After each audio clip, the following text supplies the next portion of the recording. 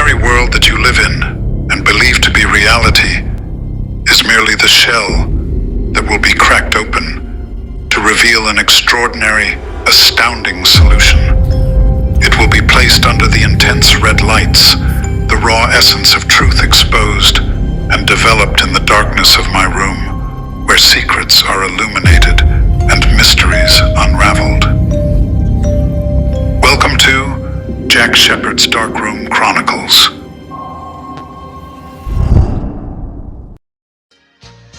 Then you go into your day on Sunday, bright sunshine out there, and it is going to be hot. In the heart of Columbus, Ohio, a part of the city teeming with vibrant energy and boundless opportunities, Mrs. Deja Davis courageously navigates the daily challenges of being a single parent and raising her son, Anthony Davis, in the gritty embrace of the inner city. Anthony, now in his late teens, found himself spending most of his time at home playing video games. He sat on the couch, engulfed in the darkness of his mother's old, run-down apartment, where he had spent his childhood after his father had abandoned them for his new life and new family. The once familiar walls seemed to close in on him, echoing haunting resentments of his father's dissolution of their family. Anthony tried to use the video games to intentionally omit his feelings, but the weight of his mother's words kept echoing in his mind. There is nothing for you but death out in these streets. Her words served as a relentless reminder of the dangers lurking in their impoverished neighborhood, weighing heavily on Anthony's mind as he navigated the challenges of his context. An environment rife with risks, limited opportunities, and persistent dangers. Ms. Davis was a proud and strong woman, but her strength paled in comparison to Anthony's deep desire to provide a better life for her and himself. His fervent hope was to secure a better home in a safer neighborhood. At the moment, street life seemed to be the only avenue he knew to achieve this. The morning passed with tension between his mother, who had been up since dawn, going back and forth with Anthony's absentee father. She was on her cell phone, arguing with him about the troubles Anthony had been involved in at school. The palpable tension was evident as Anthony listened from the living room, engrossed in his video game, trying to tune out his parents' quarrel. I cannot show him how to be a man. That's your job. Ms. Davis' voice reverberated through the walls of the small apartment, her disappointment evident in her tone. What do you mean you don't have time to hear this? We're talking about your son. She pleaded, her voice filled with desperation. These arguments between his parents had become commonplace, and Anthony couldn't help but feel the resentment building within him for his father. The exchange ended abruptly as Ms. Davis slammed her cell phone, sending it flying past Anthony into the wall of the living room, shattering it into several pieces. I can't believe that son of a bitch hung up on me, she exclaimed in frustration. I can't believe you just destroyed your phone, and I can't believe you're really surprised. I mean, he's a sorry old drunk, and I don't know why you waste your time calling him, Anthony stated. Ms. Davis stormed into the living room from the kitchen and made her way over to where Anthony was sitting. You're a fine one to talk about wasting time, because that's all you do, is waste time. You waste it at school. You waste it with your hood-ass friends. You waste it with these damn video games, and you waste it with your life. And with this conversation, Anthony interrupted. What did you just say to me, little boy? Ms. Davis snapped at her son. I'm just saying, if I want a sermon, I'll go to church, Anthony replied smugly. Well, you know, church might be a good place for you, because you sure as hell don't listen to me. Look, boy, you have 2 points in life. You have your learning years, and you have your earning years, and right now, you're wasting both. Ms. Davis stated. Says who? Anthony questioned. Says Mrs. Leek, Mr. Martin, Mrs. Beckwith, and Mrs. Jackson. She responded. I don't care what none of these sorry-ass teachers say. They ain't bringing no cash up into this house. And you sitting here talking about learning and earning? Hell, I could be out here, and I could be earning 10 times what these so-called teachers make right now. Anthony interjected, frustrations boiling over. Ms. Davis immediately shot back, questioning his plan. And how exactly are you going to do that? Her tone exuded a mix of frustration and worry. Oh, let me guess, out here in the street with your hood-ass friends? she continued, unable to mask her concern for his well-being. The tension in the room grew as Anthony's frustration mounted. Whatever it takes. He snapped, his voice filled with determination. He refused to let anyone stand in his way, not even his own mother. He couldn't help but bring up his father, whose absence and lack of support highlighted his own desperation. And why do you tell that sorry-ass father of mine what's going on with me? He doesn't give a damn about anything but himself. Anthony retorted bitterly. His resentment oozed from every word. Ms. Davis, however, was not going to back down either. She knew she had to confront Anthony about his dangerous decision to get involved in selling drugs. With a heavy heart, she tried to make him see the consequences that would inevitably follow. The argument continued to escalate as she desperately attempted to make him reconsider his choices. The room was filled with a mix of anger, hurt, and fear as mother and son clashed over this life-altering decision. Ms. Davis couldn't bear the thought of her son throwing his life away. Anthony was determined to prove himself and find a way out of his struggles, even if it meant taking a dangerous path. In their heated exchange, both Anthony and his mother were trying to get through to each other. Their conflicting perspectives and emotions made it difficult for them to find common ground. The battle between a mother's concern and a son's determination unfolded before them, with the weight of their words hanging heavily in the air. Mom, don't you feel like we deserve better? Hell, I know we do. I'm tired of getting my clothes from Goodwill. I'm sick of surviving on whatever we can get to eat from the monthly food pantry, and I know I can get us out of this way of living. Anthony boasted. My big homie Snake told me he got some real work for him and me. He continued trying to convince his mother. Wait a damn second. Your boy's name is Snake?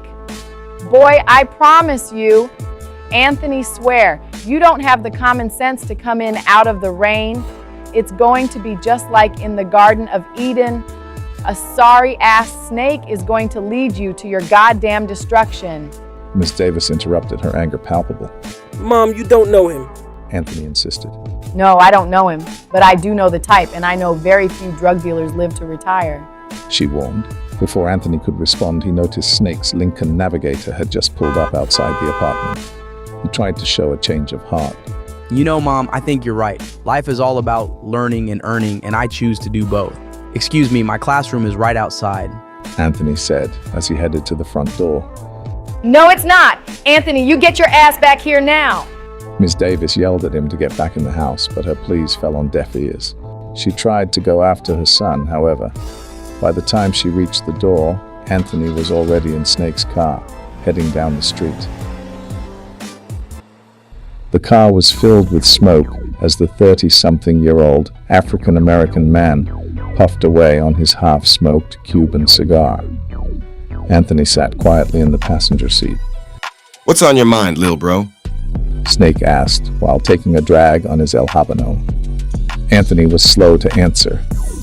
His mind was still reeling from his mother's lectures and his own lashing out, desperately seeking a way out of their current situation. His frustration was evident, and the memory of his mother's pleas ricocheted through his thoughts alongside Snake's racing car. Snake furiously responded to Anthony's silence, slamming on the brakes. Yo, do you hear me over here talking to your unobservant, unmindful, distracted black ass? My bad, OG. Just dealing with a lot, you know, with my mother. She's just tripping. Anthony said, acknowledging Snake. Shit, that's what women do. Snake said with a slight chuckle as he took his foot off of the brake and continued down the street. Anthony continued telling his side of the story to Snake. She keeps going on about how life is all about making the right choices, and I'm making all of the wrong choices in school, kicking it with my boys. She said I've got 2 points in life, my learning years and my earning years, and I'm wasting both by being around you. All right, stop broadcasting and tune the fuck in. She's right, shit. Life is all about making choices. Now, as I see it, you can choose to make this money or you can choose to be broke. The choice is definitely yours. But just know, when you're broke, your ass will break. Do you feel me, little nigga? Snake asked. Yeah, I got you, big homie. Anthony responded. Good, because now it's time for you to learn and earn. It's time for you to learn about my new Connect. Snake said with a smile as he inhaled and exhaled on his cigar. Hold up! Are you dealing with a new plug? Are you crazy? You've been with DD for years now. Anthony sounded worried. Yes, I know, but times and all things must change. Snake said with an arrogant look on his face. But that's DD, man. They don't call him the death dealer for nothing. God damn it, boy. You either with me or you ain't. Either you want to get you and your mom to a better place or you don't. Like I said before, the choice is yours. Snake stated distinctly. Okay, you're right. Anthony submitted. Good. Now let's get your mama's titty out of your mouth and put on your big boy pants, and let's put some real paper in your pockets. Snake announced. What do I need to do? Anthony asked. That's more like it. Tonight, you're going to meet me and the new Connect behind Anderson & Sons Music Shop, the music shop on 23rd and Miller. I'm going to let him and his crew know that you are my number 2. Snake continued. For real? Anthony asked with a smile. Okay, don't get all sentimental and shit on me. I ain't about to give your black ass no hug. Let's just go get this money. Later that night, in the darkness of his bedroom, Anthony laid on his bed, contemplating the conflicting voices in his head. His mother's words echoed alongside Snake's proposition, each pulling him in a different direction. Look, Anthony, you have 2 points in life. You have your learning years and your earning years. And right now, you're wasting both. Miss Davis's voice resonated. Look, man, you either with me or you ain't. You either want to get you and your mom out of this hellhole or you don't. Snake's words echoed in Anthony's mind as well. The voices of his mother and Snake competed for his attention, each representing a different path. Anthony found himself torn between the choices laid before him. He looked at the walls of his bedroom. He was haunted by the wants for a better life and the desire for something more, and what Snake had presented, which was a very risky opportunity to make some quick money, albeit through illegal means. Anthony's mind was already set. He had to find a way to escape the cycle of poverty and make a better life for himself and his mother. Moments later, Anthony exited his bedroom. Slowly, he descended the stairs of the old apartment that he called home. As he starts to head for the front door, he walks past the living room, finding his mother asleep on the sofa, clutching old photos of their happier times. The weight of his decision bore down on him as he silently walked out the front door, leaving behind the life he had known. Still, Anthony ventured his way out into the night. He couldn't ignore the nagging feeling that his mother was right, that there was more to life than the treacherous path he was about to embark on. But the allure of quick money and a chance to escape the hardships of their neighborhood was too tempting to resist. Anthony made his way towards the meeting point behind Anderson & Sons Music Shop. His heart raced with a mixture of excitement and fear. He knew that getting involved with a new drug supplier meant crossing very dangerous lines, but he was desperate for a way out, a chance to have and provide a better life. The streets seemed darker, the shadows more menacing. As the tension mounted, Anthony somehow knew that his journey into the unknown world of crime had only just begun, and with each step he took, the line between right and wrong blurred, leaving him questioning his choices and the true cost of his desires. Anthony arrived at the designated location. He hopped into Snake's car and began speaking, his words laced with a hint of nervousness. Yo, Snake, you was right. It's not just about earning and learning. It's about seizing these opportunities and making that paper when the chances arise.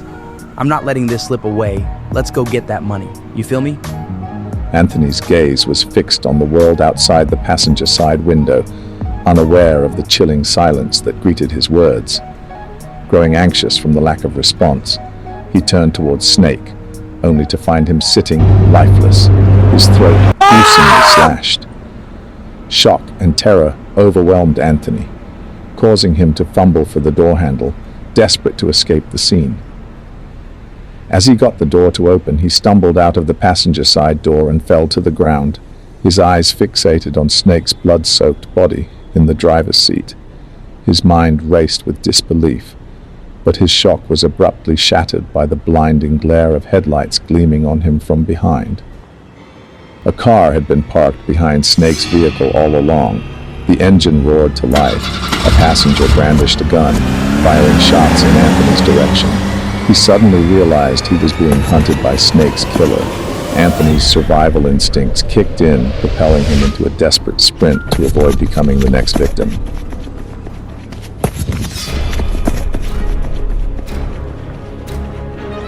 Anthony's heart pounded in his chest. He hurriedly glanced over his shoulder. His eyes darted between the approaching car and the closed door of Anderson & Sons music shop. With his adrenaline surging, he banged on the door, desperately hoping for sanctuary. Hey! Hello! Hello! Is anyone home? Please! Help! Please! Call 911, hurry! Hello! The somber atmosphere in the small store consumed George Anderson Sr., the owner, as he sat towards the back where he and his 10-year-old son, George Jr., lived. Engulfed in a phone conversation, George Sr. was preparing himself to attend a graveside service for a fallen soldier's family. Yes, sir. I was once in the armed forces, and it will be my honor to play taps for one of my fallen brothers. He spoke solemnly to the cemetery caretaker on the other end of the line. As George Sr. hung up the phone, a bone-chilling noise pierced the air, breaking the eerie silence. His gaze shifted to his oblivious son, fixated on the mesmerizing glow of the television. A shiver crawled up George Sr.'s spine, and he cast a fleeting glance at his unsuspecting child. Hey, little George, did you hear that? It sounds like someone is banging on the front door. He asked, his voice trembling with concern. No, not really, Dad. Came George Jr.'s innocent reply, still captivated by the television's display. A troubling curiosity began to consume George Sr., compelling him to investigate the source of the eerie disturbance. With cautious steps, etched with unease, he rose from his seat and made his way towards the front door. The tension in the air crackled around him as he flung the door wide open, the pounding of his heart echoing in his chest. To his surprise, he came face to face with a shadowy figure of Anthony. He was relieved that George Sr. had opened the door for him. Anthony began letting the music store owner know about his current situation. Hey, sir, I'm so very sorry, but I need your help. Can I come in and use your phone? Anthony pleaded, his voice trembling. George Sr., eyes scanning the area behind Anthony for a moment. He glanced back at his son, who was still engrossed in the television. Then he turned back toward a troubled Anthony's direction, who was now growing increasingly desperate. Sir, please, I really need your help. Anthony finished. George Sr. just stood there. The unknown intentions of Anthony's situation hung ominously in the air, threatening to shatter the tranquility of George and his son's lives in an instant. A dreadful unease crept over George as he took a fleeting glance once again at his oblivious son, who was blissfully ignorant of the young man lurking just beyond their doorstep. Then suddenly, George slams the door shut in Anthony's face, leaving him on the other side in peril. You son of a bitch! Anthony shouted, his frustration mounting. Time was running out for him, and he knew it, and he couldn't afford to just stand there for too long. With a renewed burst of energy, he continued running, his heart pounding in sync with his footsteps. The gunshots echoed in the distance, urging him to push himself even further, to outpace his pursuers. Anthony continued his desperate search for help. A few houses down the road, he came across an old house with the lights still on, so he ran up to the front door. His heart pounded a frantic tattoo against his ribs as he rapped sharply on the weathered front door. The silence that followed was as thick and heavy as a burial shroud, swallowing his tentative calls for attention. With no response, he found himself drawn around the side of the house, his feet crunching on the gravel path. There, like a dark mouth yawning wide in a pale face, the back door stood ajar. It was an ominous invitation, a silent siren call, pulling him into the belly of the unknown. The wind whistled through the gap, carrying with it the faint, musty scent of old wood and secrets. He hesitated for a moment, the boundary between safety and uncertainty beneath his feet. Then, with a deep breath that did little to steady his racing heart, he crossed the threshold. The door creaked ominously as he nudged it further open, the sound echoing through the hollow emptiness of the house. His voice, when he called out, was a tremulous thread of sound in the oppressive silence. Hello, is there anybody here? The words seemed to hang in the air, a plea torn between fear and desperate hope. Somebody please help me. His voice echoed back to him, a ghostly affirmation of his solitude in the eerie quiet of the house. I'm sorry about coming to your house unannounced, but someone is trying to kill me. As if in response, the door behind him slammed shut, leaving Anthony trapped inside. Panic surged through his veins as he frantically tried to open the door, only to find it locked. His eyes caught sight of the letter L on the door, a chilling realization that he had ventured into the realm of the unknown. Undeterred by the sinister atmosphere, Anthony pressed on, exploring the house's dark corridors. In the depths of the basement, he stumbled upon a room bathed in an eerie red light. Pictures hung from a clothesline, casting haunting shadows on the walls. It was an old-time dark room, a place where memories were captured and secrets developed. His curiosity piqued. Anthony noticed another door, faint light seeping through its cracks.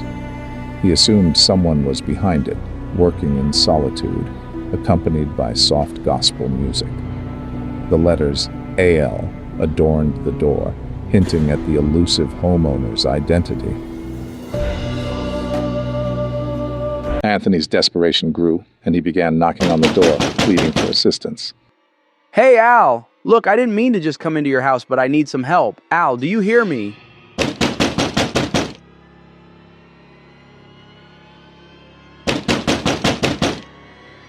Frustration mounting, Anthony turned around and let his anger manifest as he gave a series of standing mule kicks against the resistant door.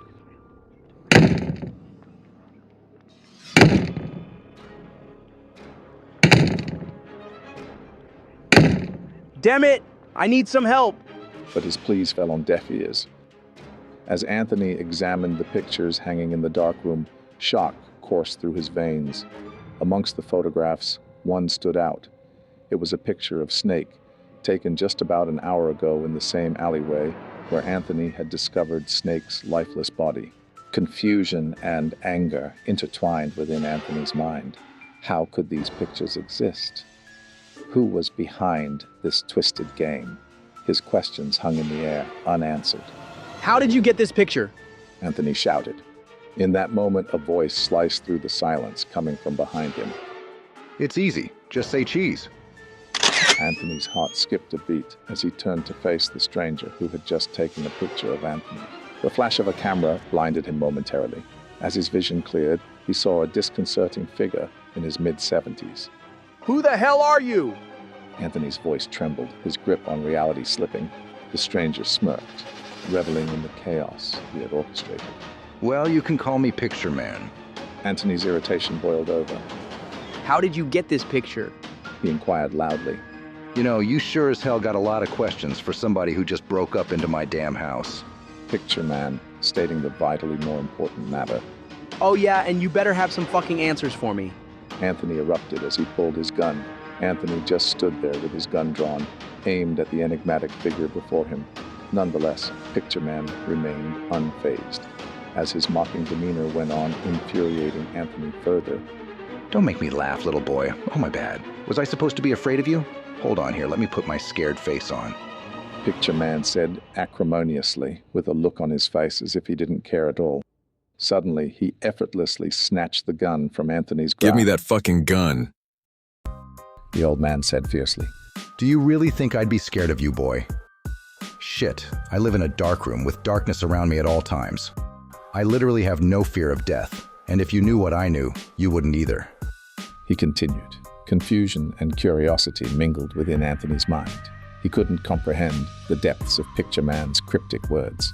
What the hell does that even mean, old man? Anthony demanded, his voice laced with a mix of anger and desperation. Picture Man's eyes gleamed with a twisted wisdom. It means I've been further around a teacup looking for the handle than you've been around the world. In a single heartbeat, Anthony's world was shattered, thrusting him onto a treacherous path, cloaked in shadows and fraught with peril. The Picture Man, a mysterious and sinister entity, beckoned him towards a destiny laced with mind-bending enigmas and spine-chilling revelations. Unbeknownst to Anthony, this fateful encounter was merely the first step into a spine-tingling odyssey that would shatter his perception of reality. As the tendrils of darkness coiled around him, a relentless sense of dread settled in the pit of his stomach. Every creak of the floorboards, every flicker of the blood-red lights overhead served as a sinister reminder that the line between the living and the dead was about to blur. With an otherworldly silence casting a suffocating blanket over the room, Anthony's breath quickened, his heart pounding in his chest like a war drum. The air crackled with tension as he stood before the Picture Man, an enigma oozing malevolence. The weight of secrets hung heavy in the stagnant air, whispering promises of unimaginable horrors and mind-bending truths. And so, had no choice but to steel himself against an onslaught of spine-chilling terror. Shadows danced in the corners of his vision, taunting him with their elusiveness. Each step brought him closer to the edge of sanity, and closer to understanding the unfathomable mysteries that awaited him. In this twisted reality, where every heartbeat reverberated with the echoes of the unknown, Anthony's existence teetered on the precipice of oblivion. Look, I don't want any trouble. Anthony's voice quivered with a mix of fear and determination. All I wanted was to call for help, but I saw this picture. It was taken at the exact spot where I found my boy's lifeless body. Perhaps you've captured the face of his killer too. Picture Man's eyes gleamed with a mischievous glint. His lips curled into a sardonic smile. He leaned forward, his voice dripping with a dark amusement that sent shivers down Anthony's spine. Maybe I do have such a picture, He taunted. His voice was laced with a mysterious allure. but why should you care? Anthony's eyes narrowed, a mix of anger and desperation fueling his resolve. Because he was my goddamn friend! Anthony exclaimed. Picture Man chuckled, the sound echoing off the walls like a haunting melody. Friend, you say? Young little fool, don't delude yourself. He sneered, his voice dripping with contempt. Snake was a con artist, a gangster, a thug, and a drug dealer. He was a lot of things, but a friend was not one of them. To keep it all the way real, he played with fire. And you, my dear boy, you are the one that got burned. You running through these streets with someone trying to kill you. How should I say it? Snake was a mirage in the desert of life's truth. A surge of defiance coursed through Anthony's veins. He refused to let Picture Man's words poison his memories of his fallen comrade. Who are you to say that? Anthony questioned. Shit, you didn't even know him. Anthony declared. No, it's you that didn't know him. I've been in this world a hell of a lot longer than you, and I've seen guys like Snake come and go. To me, he was just another thug who was busy bringing the world down with his way of life. But now he's gone. Oh well, sorry that I'm not sorry. He replied. His voice was laced with a mix of cynicism and wisdom. And trust me, my naive little friend, you have been worshiping a fake hero, kissing the ass of a false idol. Picture Man stated genuinely. Let me show you something. Picture Man then takes down a photo of a soldier that was hanging on one of the clotheslines of pictures that were still hanging up. He then handed it over to Anthony. Picture Man's face, obscured by the brim of his hat, studied Anthony intently. A sly smile played at the corners of his lips as he spoke. His voice was laced with a hint of amusement. This here is Sergeant Major Robert Winfield. Now this is a real hero. Oh, let me guess. He was one of the many soldiers who lost his life in the war and never came home. Anthony said nonchalantly. Not exactly. He was not only a soldier, he was also a POW who got free to only find out that. Freedom is all a state of mind. Picture Man said skepticism was palpable. As the Picture Man revealed the story of Sergeant Robert Winfield, Anthony listened intently. You see, Robert had been a prisoner of war enduring unimaginable hardships. Yet upon regaining his freedom, he discovered that true liberation lies within the mind. In a mesmerizing sequence, the picture of Robert blurred into the real-life Sergeant Winfield, looking weary from the horrors of war as he laid on the psychiatrist's couch in Dr. Jerry Shepard's office. The room was filled with the weight of his experiences, his mind haunted by the memories of being a prisoner of war. Dr. Shepard, a seasoned therapist, sat in a chair next to him, his eyes filled with understanding. What the hell do you mean, lasting mental trauma? Robert's voice trembled with a mix of curiosity and desperation. Dr. Shepard sighed, his gaze fixed on the troubled soldier. It's a possibility, Robert. An experience like yours, being a prisoner of war, can cause lasting mental trauma. Those images, that experience, can stay with you for a long time. Doc, all I want to do is go home, see my lady, my family, my friends, and forget all about this war drama. I promise you. Dr. Shepard leaned forward. His voice was gentle yet firm. So all you want is to be home, see your lady and family, your friends, and forget about this drama? Robert nodded, his voice filled with a mix of determination and longing. Yes, Doc, please believe me, that's all I want. Dr. Shepard's gaze shifted. His eyes scanned the room as if searching for something hidden. The problem is sometimes that drama doesn't want to forget you. That's what I mean by lasting mental trauma. When you look around you, tell me what you see, Robert. Confusion clouded Robert's face. Humor me, Robert. Just tell me what you see. Dr. Shepard insisted. Robert glanced around the office, taking in his surroundings. I see your office, Doc. Dr. Shepard pressed further. Do you see any soldiers? Anything reminding you of your time as a prisoner? Robert looked at the therapist, his voice filled with certainty. You're sitting in that chair and I'm laying on this couch. I see your diploma on the wall over there. I don't see any war stuff, Doc. I'm telling you, I'm ready to go home. Dr. Shepard nodded, his fingers idly playing with his pen. Robert's hopeful gaze met his own, seeking affirmation. Fine, all right then, let me sign your release.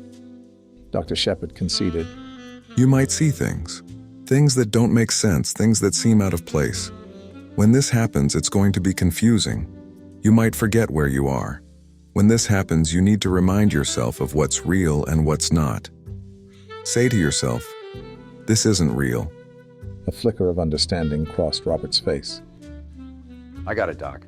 Thanks so much. Energized by the newfound guidance, Robert rose from the couch, extending his hand to Dr. Shepard as he quickly exited the office. A smile played upon the doc's lips, masking the underlying unease in the therapist's eyes as they parted ways. Moments later, Robert found himself in the back seat of an Uber, heading home for the first time in 3 long years. Soon he pulled up in front of his childhood home, the place where memories intertwined with the shadows of war. His eyes welled up with tears as he took in the familiar neighborhood. The nostalgia washed over him. Before he could reach the front door, Lynn Gossett, his girlfriend, appeared running towards him with open arms. Robert! Robert! Lynn exclaimed, rushing towards him with uncontained excitement. Her dark complexion glowed with joy as she enveloped him in a tight embrace. Her love for him radiates in every touch and word. I've been wishing for this moment. I've missed you more than words can express. Her voice filled with relief and longing. Not as much as I missed you, my love. Robert, replied, embracing Lynn tightly. Oh, thank you, God. Thank you for bringing him back to me. Lynn whispered, her voice choked with emotion. Robert held her close, his heart pounding with a mix of joy and sorrow from missing her so long. Baby, you have no idea how I missed these lips and being in your arms, he said with love in his heart. Their passionate embrace was interrupted by the sudden appearance of Robert's parents and a crowd of relatives pouring out of the house. Excitement filled the air as they celebrated his return, the weight of his absence temporarily forgotten. But deep within Robert's soul, the shadows of war lurked, waiting to resurface and test the strength of his newfound resolve. Please, sweetheart, tell me that you're home to stay. Lynn pleaded with a mixture of hope and anxiety. Robert's eyes met hers, filled with determination and love. I'm never going more than 2 feet away from you ever again, he assured her, his voice carrying a sense of unwavering commitment. You know I'm going to hold you to that. The couple kissed once more before walking hand in hand into the house, followed by his parents and excited family members. The Winfield family gathered in the dining room, talking, laughing, and enjoying a delicious meal. Robert couldn't help but devour his food, relishing the taste of a home-cooked meal which he hadn't experienced in years. Mom, this is the best meatloaf I've ever had. Robert exclaimed, with his mouth full. Well, son, you were supposed to eat it, not inhale it. Mr. Winfield teased. Leave the boy alone. He hasn't had a good home-cooked meal in a long time. Mrs. Winfield defended her son. Oh, come on now, Dana. I'm just playing with him. Robert, finally taking a breath, expressed his gratitude. This is not only the first home-cooked meal I've had in years, but it's damn near one of the first meals I've had in years. I hate to hear stories about that. I hate to even think about it. The torture that you went through. How did you do it? I mean, 3 years in a Middle Eastern prison camp. How did you even survive? Lynn spoke up with concern in her voice. To be honest, I used a trick they taught me in boot camp. Robert explained. If you're ever captured or about to be killed, you take your mind to a happy place inside and remain there. They call it the deferment technique. That way, you don't focus on the pain and suffering. They told us the same thing, back when I was in Vietnam. Mr. Winfield chimed in. The idea is, if you can take your mind off the pain, then you won't give up any information that the enemy was never supposed to receive. Lynn found the topic very thought-provoking. That's very interesting. So what kind of happy place did you take yourself to, Mr. Robert, if I may ask? Lynn said with a playful naughtiness. Robert smiled warmly. Actually, I'm glad you asked that. I took myself right here with all of you. I kept thinking of all you guys, and the next thing I knew, the troops came busting in the door to free us. Lynn looked touched. So that's all it took? Thinking about being home with your family? Well, that was some of it, but there's a little more to it. Robert replied. He stood up, walked over to Lynn, and dropped down to one knee, revealing a ring box in his hand. He opens the box, revealing a stunning 2-carat diamond ring. Lynn Gossett, will you do me the honor of spending the rest of your life with me? His voice is full of emotion. Tears flowed freely down Lynn's cheeks as she nodded vigorously. Yes, Robert, my love, yes, oh my God, yes. Robert gently slipped the ring onto Lynn's finger and stood up. Lynn rose to her feet, and the couple embraced, kissing passionately. Mrs. Winfield couldn't contain her joy. Yes, well, praise God. Mr. Winfield joined in the celebration. So how soon are we talking, son? When are you setting a date? Let's not delay. Hell, next week if possible. A lavish wedding isn't necessary. All I desire is to have you by my side for eternity. Robert stated with a newfound sense of urgency, emphasizing the importance of time. Lynn's eyes shimmered with a blend of affection and resolve. Then next week it shall be. A wide smile formed on Mr. Winfield's face. I'll reach out to Pastor Osmond and secure the church for the ceremony. Lynn gazed at Robert, her heart overflowing with joy. I vow to bring to you unmatched happiness, making you the most content man alive, my love. Well, that shouldn't be too hard, Lynn, since I'm already there. Robert said with a kiss. After the heartwarming welcome home party came to an end, and the last guest bid their goodbyes, Robert and Lynn found themselves retiring upstairs to his childhood bedroom, nestled within his parents' house. These past 3 years had kept their love locked away. As Robert was confined, this left them without the chance to build a home of their own. Yet, in the arms of his parents' abode, they discovered the perfect sanctuary to reignite their love.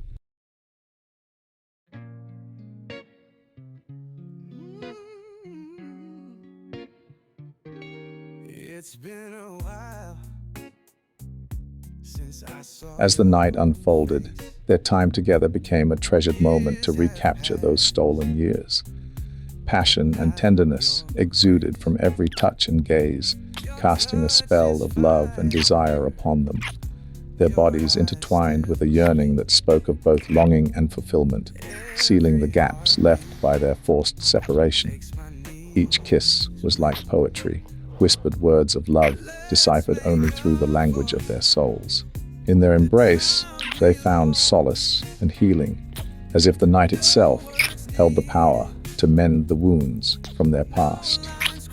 Hours had passed, and their love still lingered in the air, entwined with the whispers of their whispered promises for the future.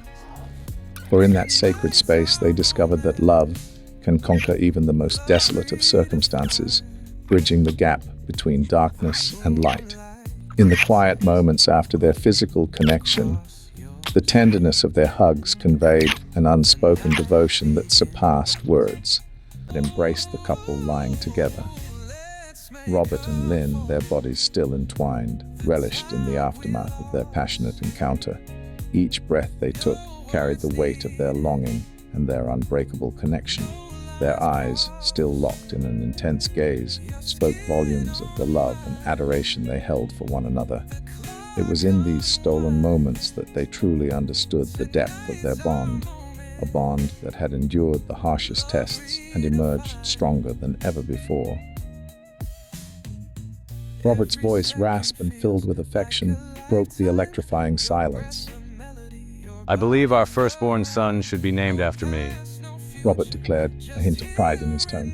Lynn, her expression softening, raised an eyebrow playfully. A junior, huh? She quipped, teasingly. He nodded. A smile was tugging at the corners of his lips. Why not? It seems fitting, don't you think? Lynn's eyes twinkled mischievously, a glimmer of her own desires shining through. Well, perhaps I want a junior, too. She retorted, her voice laced with playfulness. Maybe, just maybe, I want him to be called Lynn Chuckle Jr. escaped Robert's lips, the sound filled with pure delight. I don't think so, he replied. His voice was filled with mock seriousness. I refuse to let our son suffer the consequences of having a traditional female name. Imagine him being dragged onto a talk show, recounting how his life was impacted by it. Lynn burst into laughter. The sound was like music to Robert's ears. They shared a tender moment, reveling in the carefree joy they had found in each other's arms. As the laughter faded, exhaustion began to wash over them like a gentle wave. Robert turned over, his body pressing against Lynn's as he kissed her cheek tenderly. Good night, my love. He closed his eyes, finding solace in the tranquility that surrounded them. He whispered, his voice barely more than a breath. She smiled, her fingers caressing his cheek as she whispered back, Good night, my King Robert. Their rekindled love, once lost and buried by the heavy burden of separation and the hardships of war, had miraculously found its way back to them. In the warm embrace of their newfound safety, their souls were bound together with an unbreakable strength.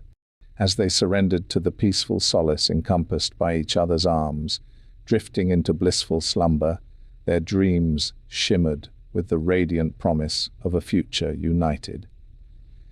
Yet, the tranquility of the night suddenly transformed into a harrowing ordeal as Robert's haunted past from the prison camp resurfaced, eliciting intense flashbacks and triggering his battle with post-traumatic stress disorder.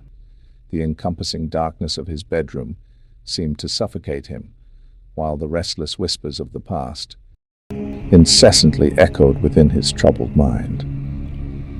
The memories flooded back, vividly relived. The blood-curdling screams, the agonizing pain, and the stifling despair that clung to him, insidious and unrelenting. But it wasn't just the physical torture that haunted him. It was the emotional scars, the demons that danced in his mind, threatening to consume him at any moment. Was this disorder about to become his constant companion, a relentless specter that invaded his waking hours and tormented him in his sleep? In the prison cell, surrounded by his fellow soldiers who bore their own burdens of pain, Robert found solace in their shared suffering. They held each other down, their camaraderie and resilience enabling them to survive the darkest of days. But now, in the quiet confines of his old bedroom, Robert was alone with Lynn, his loving wife-to-be, lying peacefully beside him, her presence a balm to his wounded soul. But guilt gnawed at him, knowing that his demons threatened to disrupt their peaceful existence. He longed for the ability to protect Lynn, to shield her from the darkness. As the memories of the prison camp clawed at his mind, Robert found himself once again lost in the horrors of his past. His body jolted awake, drenched in sweat, and panic surged through his veins like a torrential storm. Frantically scanning the room, Robert's eyes darted from corner to corner, searching for any signs of danger. Every shadow seemed menacing, every creak of the floorboards an ominous warning. His heart pounded in his chest, threatening to break free from its cage. Lynn stirred, sensing the sudden shift in energy. Groggily, she reached out to touch Robert's feverish forehead. Her touch offered a brief respite from his inner turmoil, but for Robert, the safe embrace of slumber had been shattered, replaced by a relentless parading beat of fear. But wait, what's that? He could just about make out the sounds of the Middle Eastern military marching drills outside his window. They're here. Oh my God, they found me. Robert's voice cracked with desperation, his words a mix of anguish and rage. But Lynn, still half trapped in the realm of dreams, struggled to comprehend his terror. What's happening? Who's here? She asked, her voice laden with concern and confusion. But Robert's mind was already lost in the depths of his trauma, unable to articulate the terror that gripped him.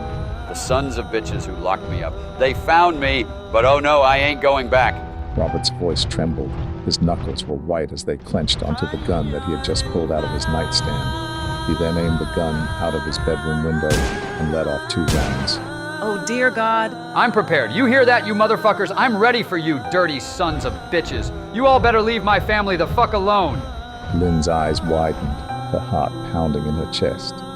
Fear mingled with confusion as she struggled to understand the reality of the nightmare that had engulfed her soon-to-be husband.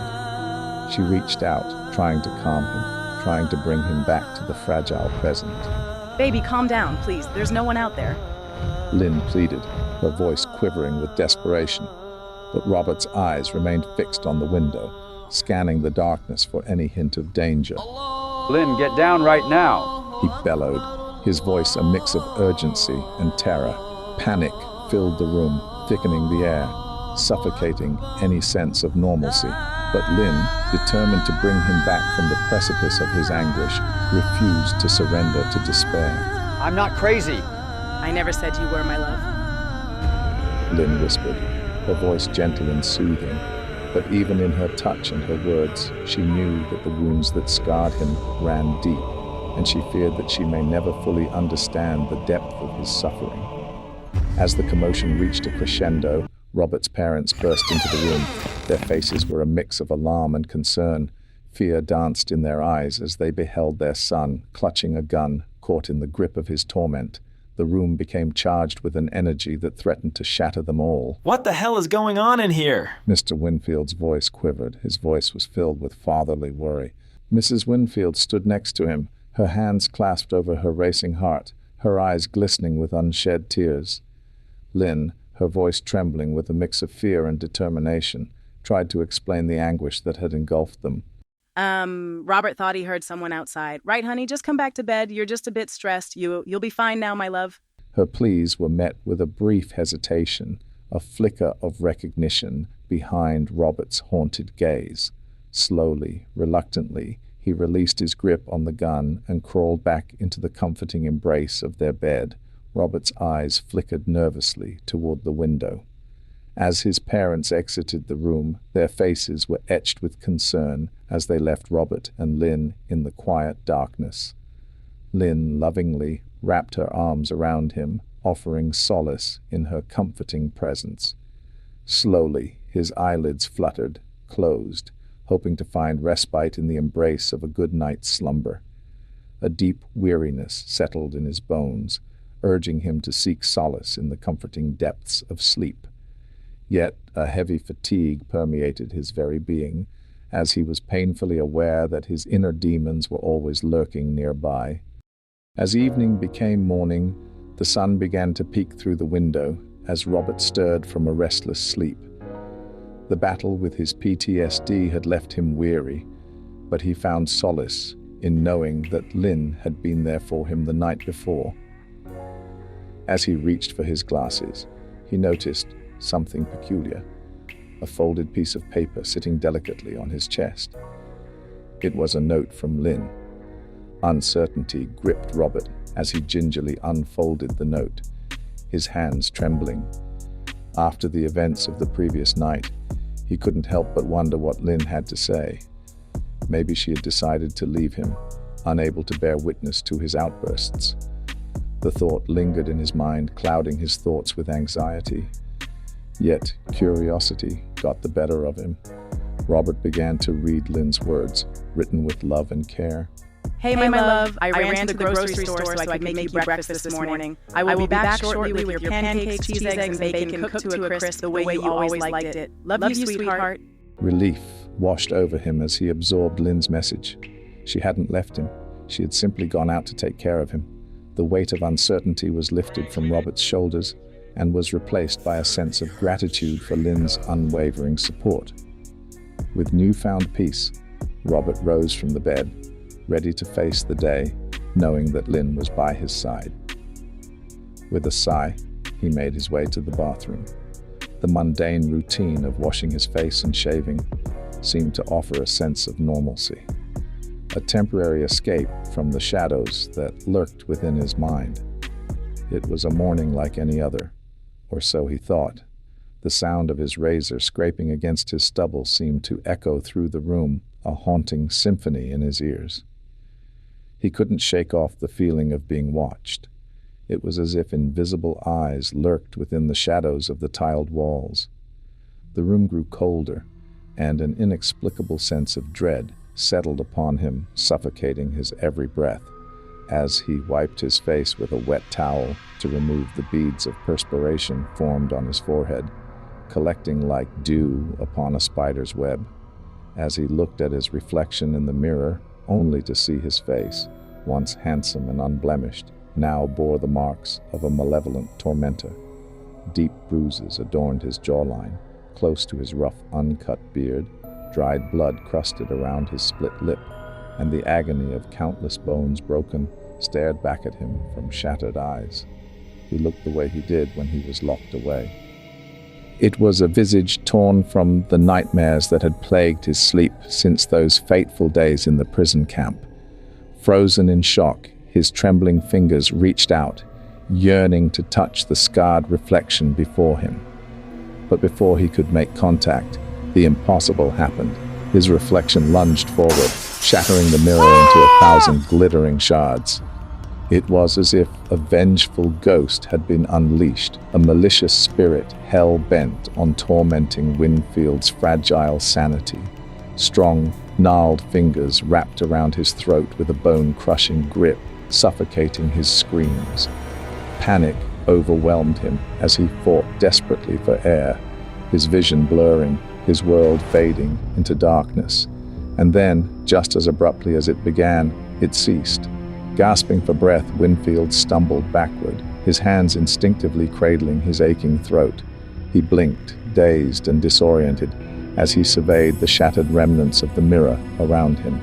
Was it a trick of his traumatized mind, or had he truly come face to face with an otherworldly entity, unleashed from the depths of his own tortured past? Trying to steady his trembling limbs, he quickly splashed cold water onto his face, desperately hoping to wash away the grotesque horror that had manifested before him. He dared not look back at the mirror, fearing what twisted reflection awaited him. But curiosity got the best of him, and he slowly raised his gaze. To his bewildered relief, his reflection appeared normal again, as if nothing had ever happened. Yet, the memory of that nightmarish encounter lingered, etched into the deepest recesses of his mind. A reminder that sometimes the true horrors lie not in the macabre tales and legends, but within the depths of one's own soul. The unease remains. As Robert turned away from the mirror, his gaze inadvertently shifted towards the bedroom window, and there, standing prominently within his field of vision, were two Middle Eastern soldiers, seemingly belonging to the ground force unit that he had heard outside his bedroom window the previous night. They stood ominously, instilling terror within him, igniting panic to take hold. Frantically, he sought his nightstand on his side of the bed, only to be met with the disheartening truth that his gun was nowhere to be found. Suddenly, he realized that Lynn must have stowed it away to ensure their safety after last night's explosive PTSD episode. But in the face of the looming enemy, rationality eluded him. His thoughts are cloaked by a primal instinct to confront his fear.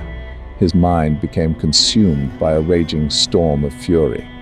With unbridled intensity, Robert burst out of his parents' house, propelled by a wild frenzy.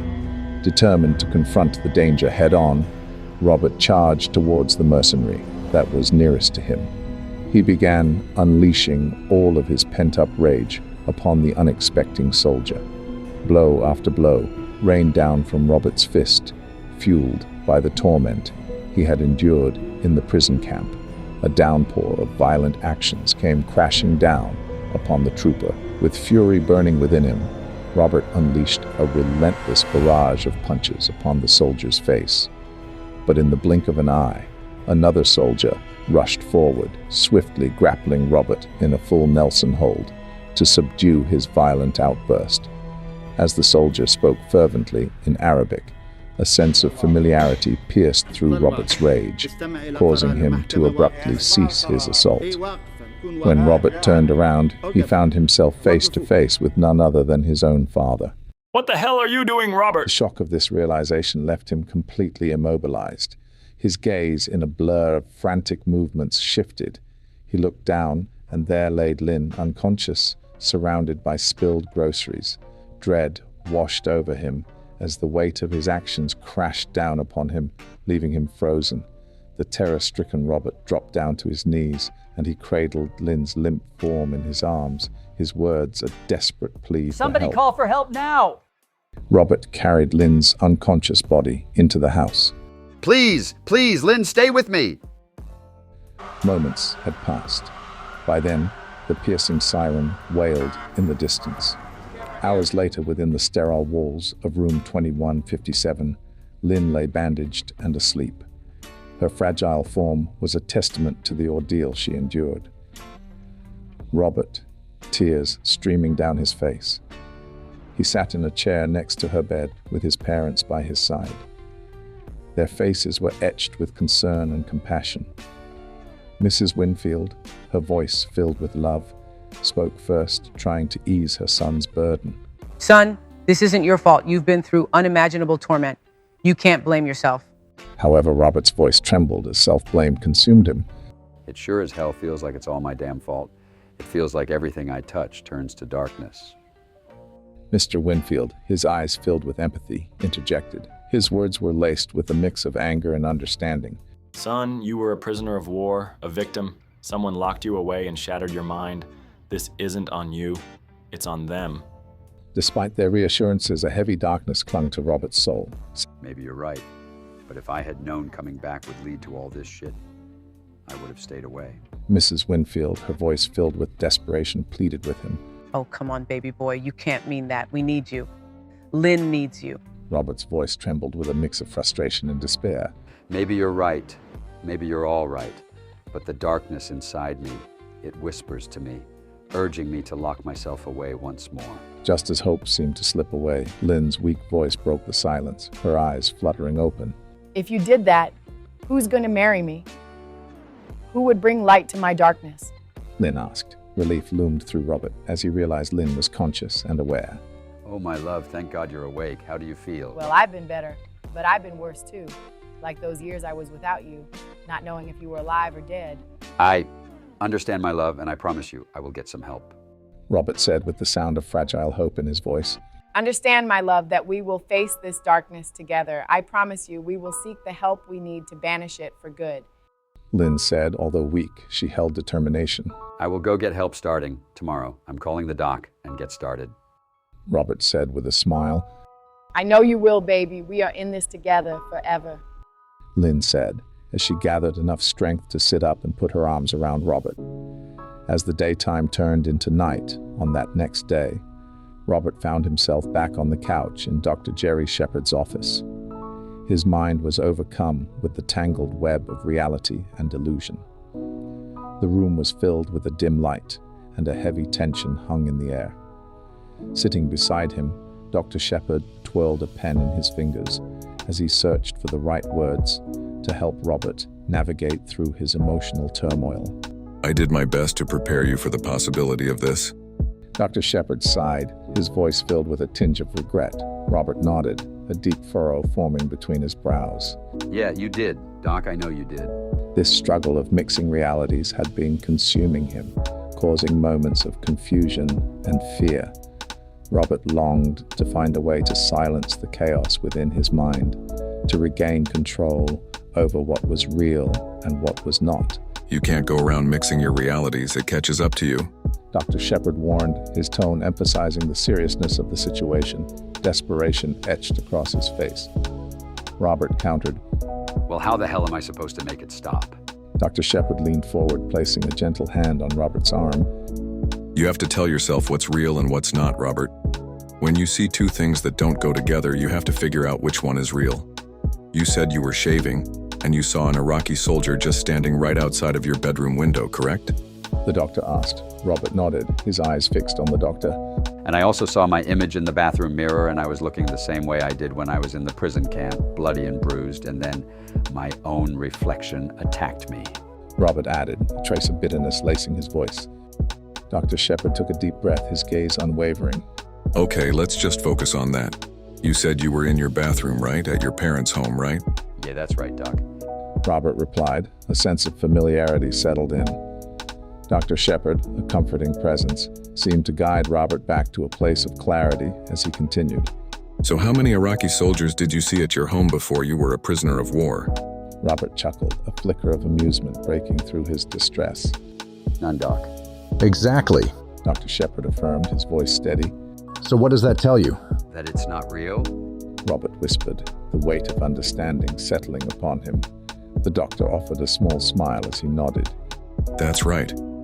One of those things that you are viewing at that time is not real. Unless the Iraqis, God forbid, they have invaded America, then you know one of those things are not real. Robert's mind began to untangle itself from the web of illusion as he absorbed Dr. Shepard's words. Is it that simple, Doc? Dr. Shepard leaned back in his chair, his expression thoughtful. It's not simple at all, Robert. You're creating a reality for yourself here, and I'm worried you're getting lost in it. Robert's gaze dropped to his clasped hands, contemplating the significance of his actions. The doctor's next words struck a chord deep within him. Have you ever had a dream, and in the middle of the dream something outlandish happens and you realize it's all just a dream? You're right smack in the middle of this dream, and you see your deceased 88-year-old grandma come riding up on a unicorn, and you say to yourself, I must be dreaming. And as soon as you say that, you wake up. Dr. Shepard explained, his voice is gentle yet urgent. This is kind of like that. You've got reality and you've got the dream world. What you need to do is remind yourself that what you're seeing is not real. Robert nodded, a spark of determination igniting within him. I'll keep that in mind, Doc. Dr. Shepard's eyes bore into Robert's, full of concern and hope. You do that and do it soon before something else happens.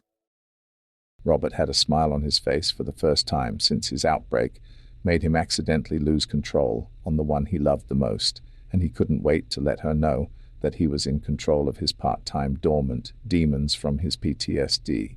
So instead of calling for an Uber, he decided a good walk could do him some good. As Robert stepped out of Dr. Shepard's office, the weight of his burden seemed a little lighter. The moonlight shone off of his face as he walked down the busy street, surrounded by the animated hum of city life.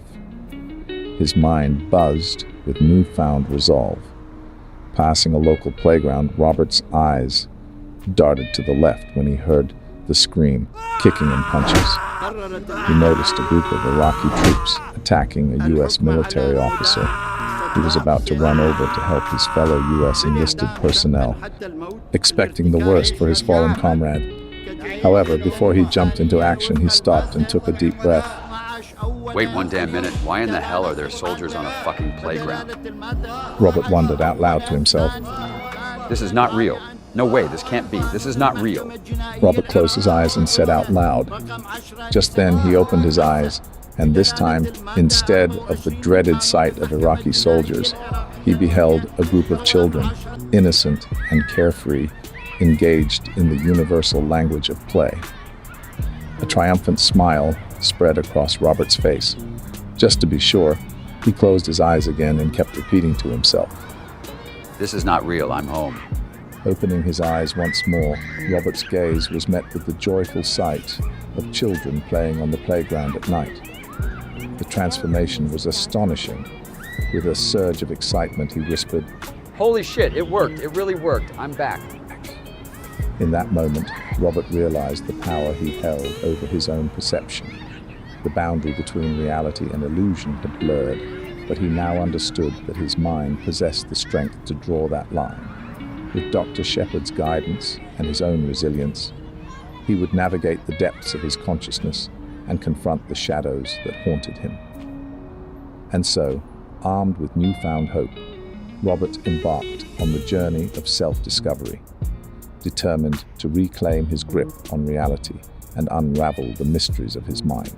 Little did he know that what awaited him was a path paved with inner strength, resilience, and the blurred lines between dreams and realities. Robert found his way to his parents' home and walked through the front door with a lightness in his step. His visit to the doctor had filled him with hope. He had found a new way to face his post-traumatic stress disorder. He couldn't wait to share the news with his soon-to-be wife. As he entered their bedroom, he noticed Lynn delicately applying makeup to her bruised face. Concern etched across his features. He took a deep breath and spoke softly to her. Honey, it worked. Robert said. A mixture of excitement and relief was in his voice. Curious, Lynn looked up from the mirror. What worked? She asked, her eyes searching his face for answers. I saw Dr. Shepard today, and he showed me a technique to overcome this damn disorder.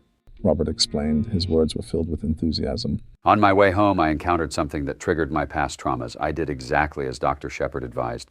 I closed my eyes, took deep breaths, and reminded myself that it wasn't real. And you know what? Everything went back to normal. I'm back 100%. I'm solid as a rock. Lynn's face lit up with a radiant smile as she stood up and kissed Robert. That's wonderful. I always knew you had the strength to conquer this, she said. Robert pulled her closer, wanting to share his joy with her, but she playfully pushed him away, teasing him before their wedding.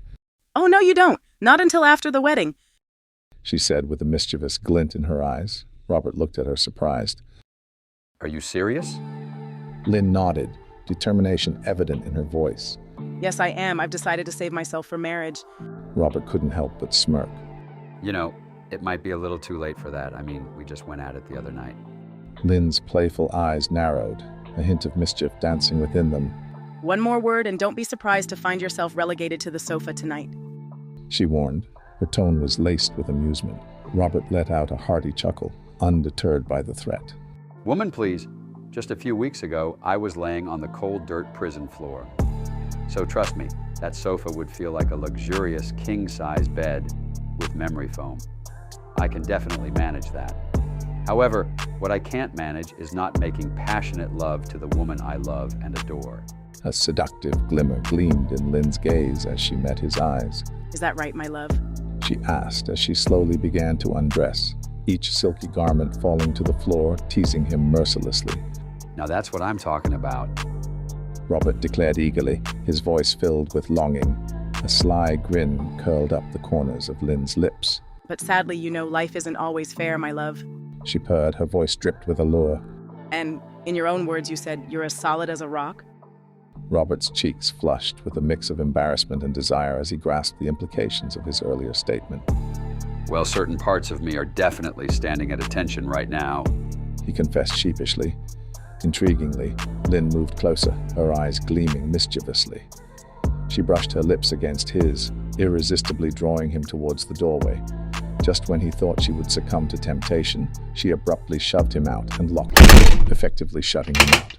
Oh, that was wrong. So very wrong, young lady, Robert stated, mirthfully annoyed. Don't worry, my love. Your private will be honorably discharged after our wedding, Lynn said with a slight laugh from the other side of the door. Robert stood outside the locked bedroom door, his face flushed with both frustration and anticipation. He couldn't help but snicker at Lynn's playful teasing as he leaned against the doorframe. The newfound clarity he had achieved after his visit with Dr. Shepard gave him hope not only for overcoming his disorder, but also for their future together. Robert walked away from the closed door, leaving his desires on hold until after the wedding. He headed downstairs. He knew that this momentary delay was a small price to pay for the chance at a new beginning with Lynn. Robert knew that their love would continue to grow and evolve, grounded in their shared resolve to overcome any obstacles that came their way. With a soft smile on his face, Robert snuggled up with a pillow on the very comfortable couch in the living room. As he settled in, he couldn't help but feel a profound sense of peace washing over him.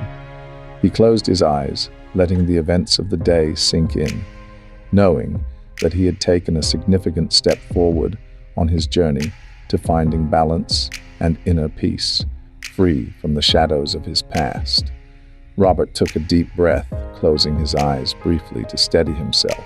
I'm home, he whispered before letting out a sigh of relief.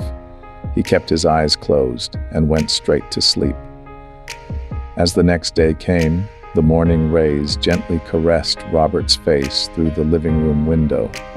He awakened with an unwavering sense of resolve. Today was the day he would summon all his strength to make things right. With Lynn's forgiveness still fresh in his heart, a profound gratitude pulsed through his veins. He yearned to express the depth of his appreciation far beyond mere words or gestures.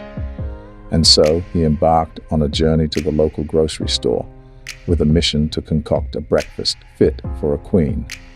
As Robert meandered through the streets of his childhood neighborhood, he found himself enthralled by the sights and sounds that had once been so ordinary.